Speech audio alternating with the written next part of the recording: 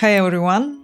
Have you ever wondered why some plugins look like lab equipment, while others look like they belong in a fantasy game? Why do some products try to feel futuristic while others proudly look like they were discovered in your grandfather's studio? And the funny thing is that most of us recognize these styles instantly.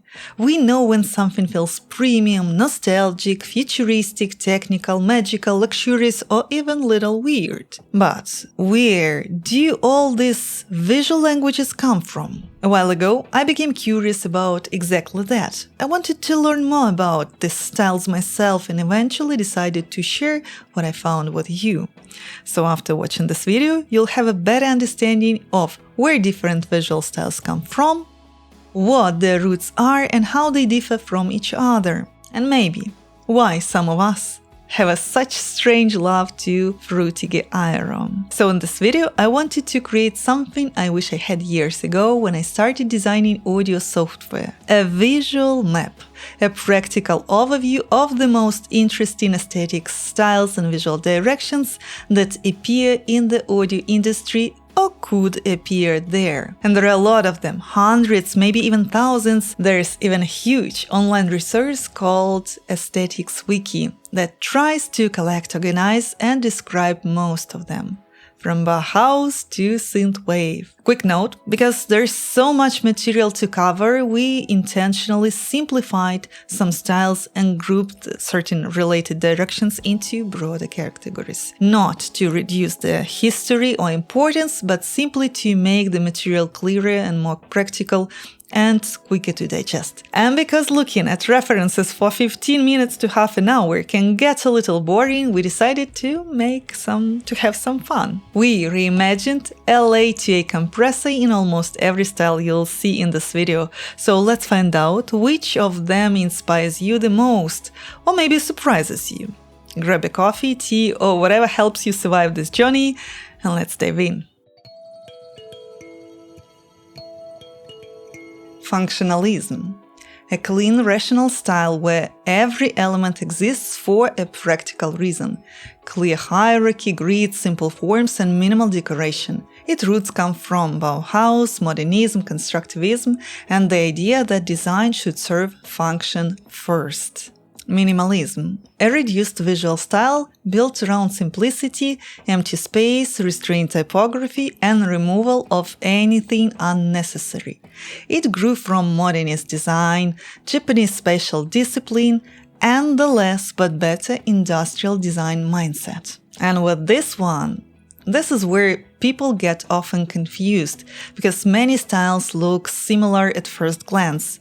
Scandinavian design, for example, is often mistaken for minimalism, but they're not quite the same thing. A soft, more human version of minimalism using calm, spacing, natural warm lights, soft materials, and friendly forms. It comes from Nordic modernism, where practicality, comfort, simplicity, and everyday usability were equally important. Contemporary. A polished, current-day UI style based on modern digital conventions, rounded cards, clean layouts, subtle depth, and refined macro details. Its origin is the evolution of web, mobile, software as a service, and app interface design from the 2010s onward. Flats. A digital-first aesthetic using flat surfaces, simple icons, clear color systems, and readable hierarchy. It comes from Swiss graphic design, Microsoft Metro, and Google Material Design. Neumorphic. A soft interface style where controls look pressed into or raised from the surface through gentle shadows and low contrast. It appears as a late 2010s digital trend, combining flat design with a softer form of skeuomorphism, which you'll see in a few moments. Translucent. A layered style based on frosted glass, blur, transparency, reflections, and floating panels. Its roots are in Windows Aero, Apple-style glass interfaces, and later glass morphism trend in UI design. Data-driven. A technical style focused on precision, graphs, meters, numbers, spectrum views, and analytical displays. It comes from lab equipment, radars, screens, oscilloscope, medical devices, and professional engineering software. Stage. A bold, high-contrast style designed for instant readability under pressure, darkness, speed, or stress. Its origins are in live sound gear, military interfaces, emergency equipment, medical devices, and stage control systems. Skeuomorphism, a digital style that imitates real physical objects such as knobs, screws, brushed metal, switches, LEDs, and viometers. It comes from early digital interface design where familiar, real-world controls helped users understand software. Nostalgic, a warm tactile style inspired by 50s to 70s tape machines, consoles, radios, vinyl gear, tubes, bakelite, and viometers. Its origin is classic analog audio software and the emotional trust people associate with older studio equipment. Industrial and loft, a raw mechanical style using steel, concrete, dark metal, visible screws, bolts, grills, and unfinished structures. It comes from factories, workshops, warehouses, machine rooms, and converted industrial loft spaces. Historical aesthetics. Up until now, we've mostly been looking at styles that prioritize function. But design isn't only about solving problems. Sometimes it's about storytelling. And that's where things start getting much more decorative. Tribal. A rough primal style using stone, wood, fire, ritual marks, animal textures, handmade symbols, and raw materials. It comes from prehistorical art, ritual objects, early human tools, and hunter-gatherer cultures. Antique. A grand classical style based on marble columns, symmetry, gold, red fabric, and monumental proportions. Its roots come from ancient Greek and Roman architecture, later revived in imperial, museum, and luxury visual culture. Baroque, a dramatic, ornate, emotional, and excessive style, full of curves, gold, floral detail, theatrical contrast, and rich decoration. It comes from 17th-18th century European royal, church, palace, and aristocratic art. Gothic, a dark, mysterious style using medieval architecture, stained glass, religious drama, horror, and melancholic beauty. It comes from Gothic cathedrals, medieval visual culture, Gothic revival, and Romantic literature. Art Nouveau, an elegant organic style built around flowing lines, floral curves, sensual shapes, and decorative craftsmanship. It emerged in the late 19th century as a reaction against industrial ugliness and rigid historical styles. Art Deco, a geometric luxury style using asymmetry, metallic surfaces, gold, chrome, black, cream, glass, velvet, and exotic patterns. It comes from 1920s, 30s, when modern industry, fashion, cinema, and luxury culture merged. Arts and handmade, a tactile, crafted style based on natural elements, visible construction, purposeful ornament, and handmade imperfection. It began in the late 19th century as a reaction against cheap mass production and soulless industrial design. Now we arrive at one of my favorite groups. These are styles about how people imagine the future at different moments in history.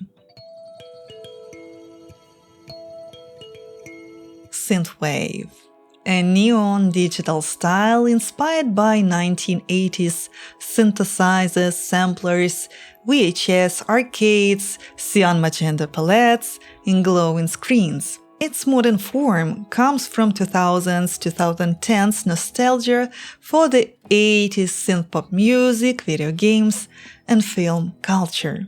Retrofuturism, a future imagined through the eyes of the mid-20th century.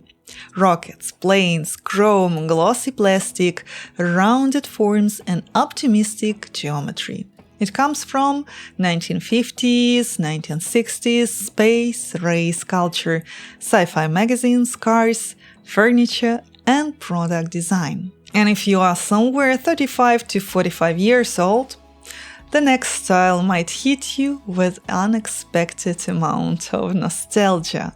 Year 2000 or U2K, a late 90s, early 2000s digital futurist style with chrome, glossy, translucent plastic, glass, water lightning, blue-green gradients, bubble forms, water, colorful sea fish, aurora cyber graphics. It came from early internet culture, operating system, websites, mobile UI, consumer electronics, PlayStation era visuals, and cool tech branding. Cyberpunk, a dark urban dystopian style full of neon, screens, cables, warning lights, decay, and dance technology.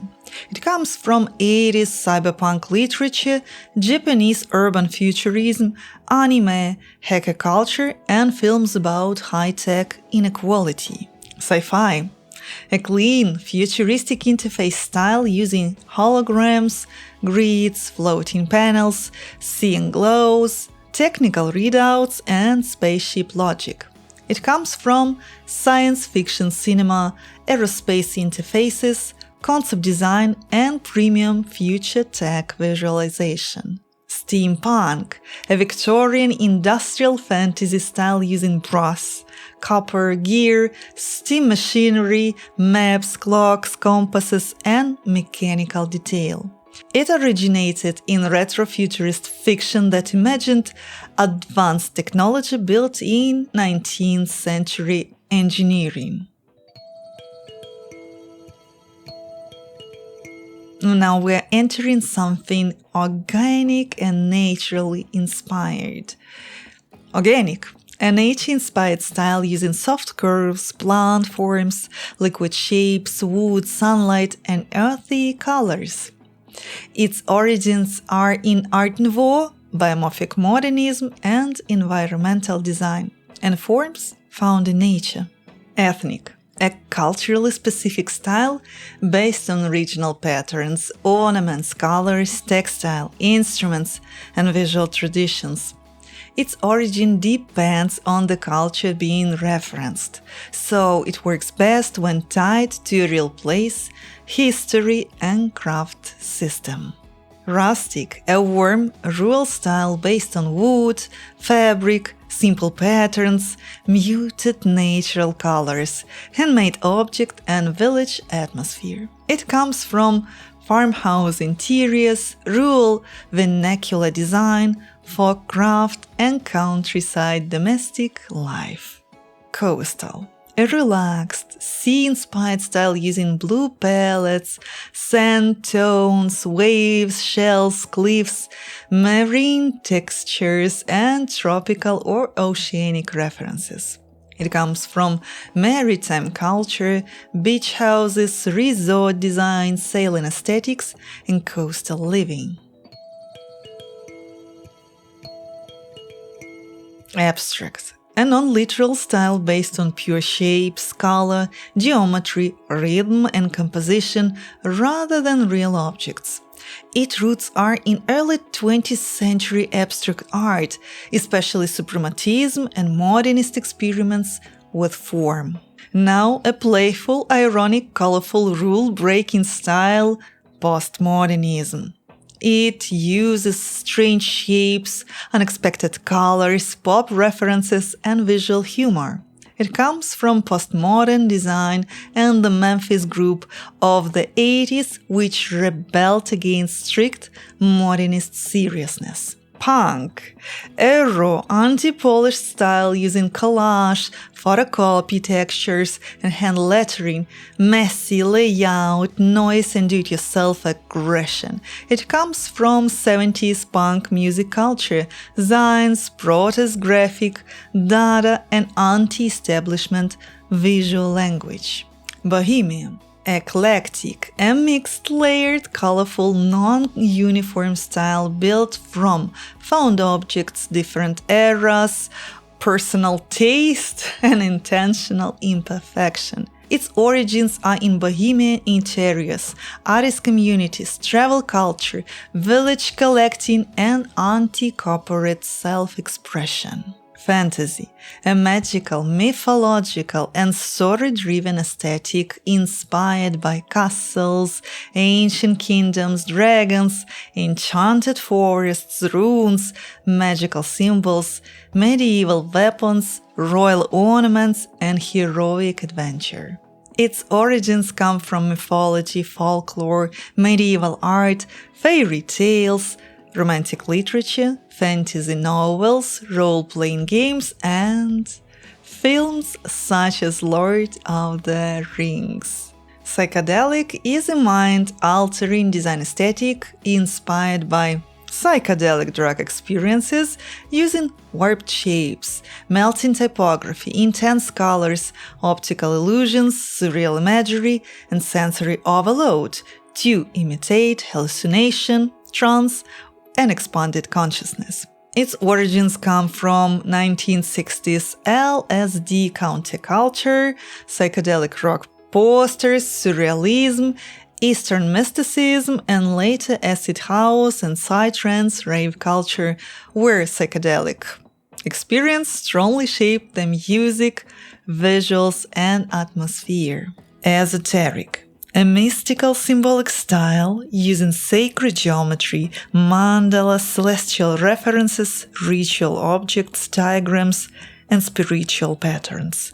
It comes from religious art, alchemy, astrology, sacred architecture, and ritual visual systems. Of course, as you've probably noticed by now, most of the examples we showed you don't belong to just one style. Just like music genres, designs, styles constantly overlap, borrow from each other, and evolve over time. That's why two people can look at the same product and see completely different things. And both can be right. But hopefully this video gave you a useful map of where these visual languages come from, how they relate to each other, and why certain aesthetics resonate with us more than others. Now I'm curious, what's your favorite design style? And did I miss something important? Or maybe there is a style you'd like me to cover in more detail? Let me know in the comments. I'd love to hear your thoughts. And that's it for today. So, until the next time.